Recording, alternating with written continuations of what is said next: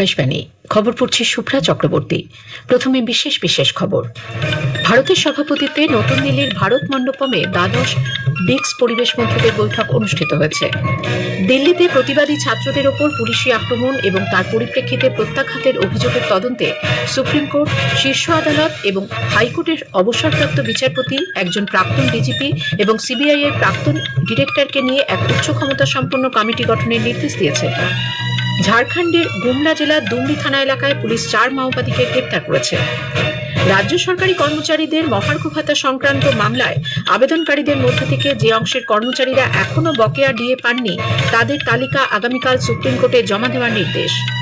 মার্কিন যুক্তরাষ্ট্র তাদের সঙ্গে স্বাক্ষরিত 14 দফা সমঝোতা স্মারকপত্রের প্রতিটি শর্ত যতদিন না পূর্ণাঙ্গভাবে কার্যকর করবে ততদিন হরমুজ প্রণালী দিয়ে জাহাজ চলাচল বন্ধ থাকবে বলে ইরান আজ জানিয়েছে।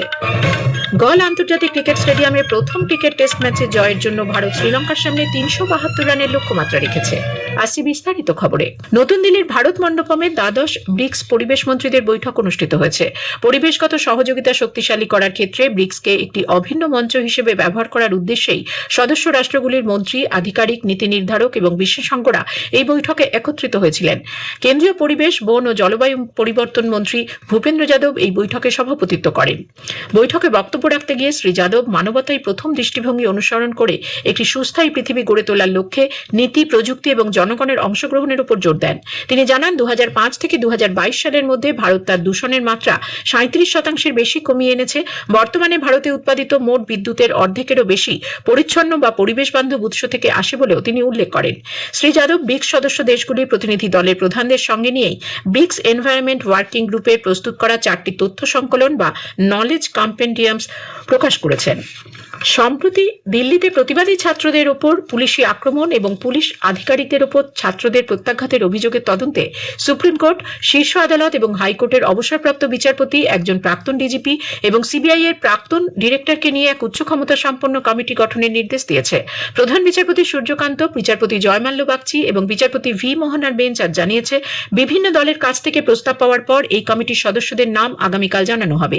এই উচ্চ ক্ষমতা সম্পন্ন কমিটি সঠিক তথ্য অনুসন্ধান করবে এবং তার জন্য কমিটিকে সব রকমের সহায়তা দেওয়া হবে। শীর্ষ আদালত আরও জানিয়েছে, এই কমিটি আন্দোলন চলাকালীন যৌন হেনস্থার অভিযোগ এবং মহিলা প্রতিবাদীদের সমাজ মাধ্যমে অপদস্থ করার মতো বিষয়গুলিও তদন্ত করে দেখবে।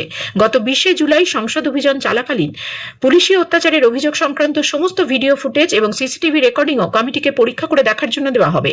নিট প্রশ্নপত্র ফাঁসের বিরুদ্ধে এবং শিক্ষামন্ত্রীর পদত্যাগের দাবিতে চলা ককরোচ জনতা পার্টির আন্দোলন চলাকালীন ছাত্রছাত্রীদের ওপর পুলিশ আধিকারিকদের হিংসাত্মক আচরণের বিরুদ্ধে একগুচ্ছ আবেদনের শুনানিতে বেঞ্চ আজ এই নির্দেশ দেয়। কেন্দ্রীয় স্বরাষ্ট্রমন্ত্রী অমিত শাহ 3 দিনের সফরে আগামী বৃহস্পতিবার রাজ্যে আসছেন। উত্তরবঙ্গে প্রশাসনিক বৈঠক সহ একাধিক কর্মসূচিতে অংশ নেওয়ার পাশাপাশি সীমান্ত নিরাপত্তার সঙ্গে সংশ্লিষ্ট বেশ কিছু প্রকল্পের সূচনা করবেন তিনি।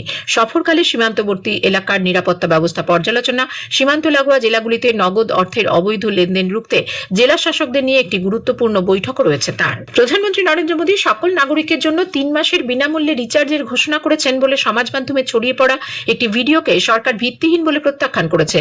প্রেস ইনফরমেশন ব্যুরো পিআইবির ফ্যাক্ট চেক ইউনিট জানিয়েছে, এই দাবিটি মিথ্যা এবং ভাইরাল হওয়া ভিডিওটি কৃত্রিম বুদ্ধিমত্তা বা এআই এর মাধ্যমে তৈরি। প্রধানমন্ত্রীর পক্ষ থেকে এমন কোনো প্রকল্পের অনুমোদন দেওয়া হয়নি বলেও পিআইবি জানিয়েছে। Unique identification authority of India UIDAI বাধ্যতামূলক বায়োমেট্রিক আপডেটের আওতায় সারা দেশে স্কুল পড়ুয়াদের জন্য 2 কোটিরও বেশি বায়োমেট্রিক আপডেট সম্পন্ন করেছে।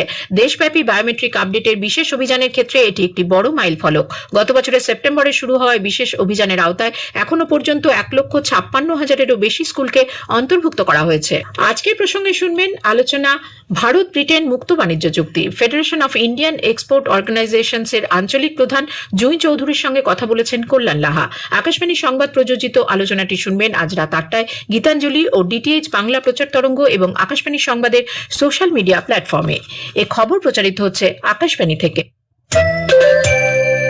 পশ্চিমবঙ্গে সরকারি কর্মচারীদের মহার্ঘ ভাতা সংক্রান্ত মামলায় আবেদনকারীদের মধ্যে থেকে যে অংশের কর্মচারীরা এখনো বকেয়া ডিএ পাননি তাদের তালিকা আগামীকাল সুপ্রিম কোর্টে দিতে নির্দেশ দিয়েছেন বিচারপতি সঞ্জয় কারল ও বিচারপতি প্রশান্ত কুমার মিশ্রের বেঞ্চ। এদিন মামলার শুনানিতে সলিসিটর জেনারেল তুষার মেহতা জানান 65% মহার্ঘ ভাতা ইতোমধ্যেই দেওয়া হয়ে গেছে, কিন্তু সরকারি কর্মচারীদের একাংশের আইনজীবী করুণা নন্দী এবং ফিরদৌস আমিন দাবি করেন অনেক কর্মচারী এখনো ওই টাকা পাননি। আদালতের রায় বলা হয়েছিল বঞ্চিত সব সরকারি কর্মচারীকে বকেয়া দিয়ে দিতে হবে, কিন্তু সবাই টাকা পাননি। বিচারপতি সঞ্জয় কারোল উল্লেখ করেন রিপোর্ট অনুযায়ী 7,700 কোটি টাকা দেওয়া হয়েছে, তবে যেসব কর্মচারী এখনো বকেয়া দিয়ে পাননি মামলাকারীরা সেই তালিকা আদালতের কাছে জমা দিতে পারে। আগামীকাল আবার এই মামলার শুনানি হবে।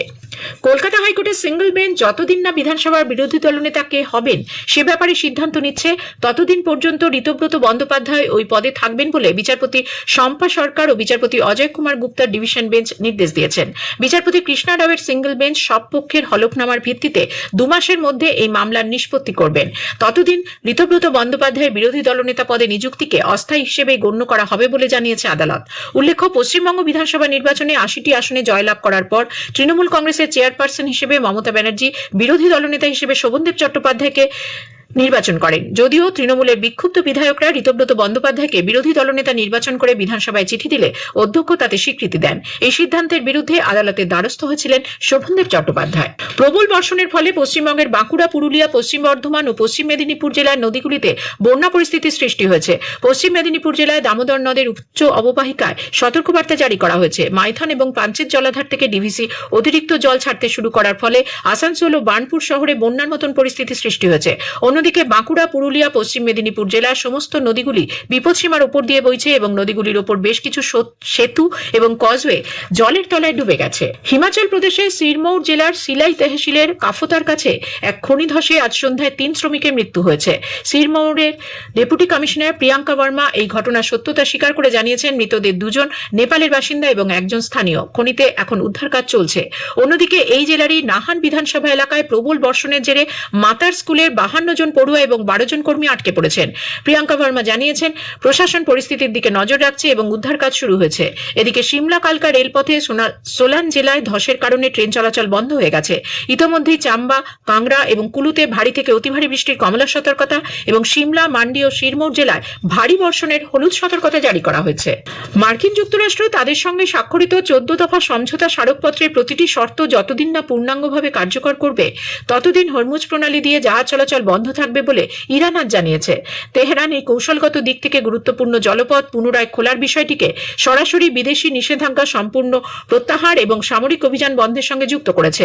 ইরানের সংসদের স্পিকার মোহাম্মদ বাগের কালিফাভ বলেছেন যে শত্রুরা যত হামলা চালাবে তারাও ততোধিক কঠোরতার সাথে তা মোকাবিলা করবে। শান্তি আলোচনার জন্য সামরিক অভিযান বন্ধের সমঝোতার স্মারক স্বাক্ষরের 60 দিনের সময়সীমা শেষ হয়ে যাওয়ার পরপরই ইরান এই হুঁশিয়ারি দিল। ইন্দোনেশিয়ার উত্তর সুমাত্রা প্রদেশের নিয়াস দ্বীপে আজ দুপুরে 6.1 মাত্রার ভূকম্পন অনুভূত হয়। ইন্দোনেশিয়ার আবহাওয়া দপ্তর জানিয়েছে দক্ষিণ পূর্ব নিয়াসের 147 কিলোমিটার দূরে মাটির 29 কিলোমিটার নিচে ছিল কম্পনের উৎসস্থল। এ পর্যন্ত হতাহত বা ক্ষয়ক্ষতির কোনো খবর পাওয়া যায়নি। পাকিস্তানের সুপ্রিম কোর্ট জেলবন্দি প্রাক্তন প্রধানমন্ত্রী ইমরান খানকে আগামী কয়েকদিনের মধ্যে ইসলামাবাদের শিফা আন্তর্জাতিক হাসপাতালে চিকিৎসার জন্য স্থানান্তরের নির্দেশ দিয়েছে। আদালত নির্দেশে আরও বলেছে যে প্রতি সপ্তাহে ইমরান খান ও তার পরিবারের সদস্যদের সাক্ষাতের সুযোগ দিতে হবে। প্রাক্তন প্রধানমন্ত্রীর ব্যক্তিগত চিকিৎসক এবং তার বোনকে নিয়ে একটি মেডিকেল বোর্ড গঠনেরও নির্দেশ দিয়েছে সেদেশের সুপ্রিম কোর্ট। গল আন্তর্জাতিক ক্রিকেট স্টেডিয়ামে প্রথম ক্রিকেট টেস্ট ম্যাচ জয়ের জন্য ভারত শ্রীলঙ্কার সামনে 372 রানের লক্ষ্য রেখেছে। আজ চতুর্থ দিন 4 পানের বিরতির আগে ভারতের দ্বিতীয় ইনিংস 193 রানে শেষ হয়।